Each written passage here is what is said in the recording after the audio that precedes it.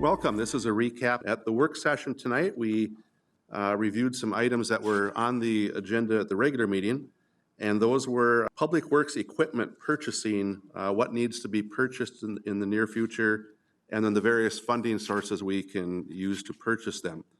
So there are three items that will be purchased at this time. One of those is we need a new grader, we need a new plow truck, and we need a new UTV. The grader, I believe one of them that we're going to be getting rid of is from 1987. We'll trade both of those in to lower the cost of buying a new one.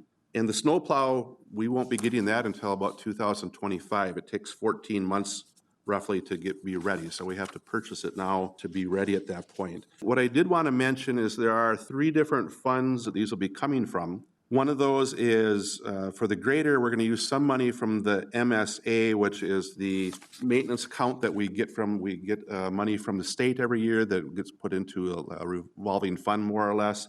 Then there's a PIR, which is a revolving fund that we get from the state, and some of that will some of those items will come from that. And then also the stormwater utility fund could possibly be tapped for the grader or for the plow truck, because we do those things to improve the stormwater situation. Those are the three items that we ended up approving on the regular agenda tonight.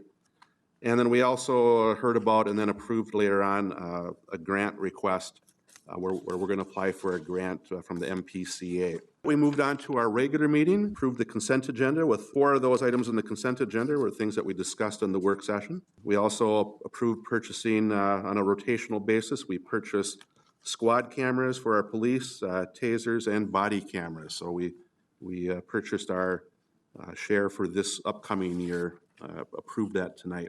Maybe in bigger news, we appointed a new director of golf. There were 11 applicants.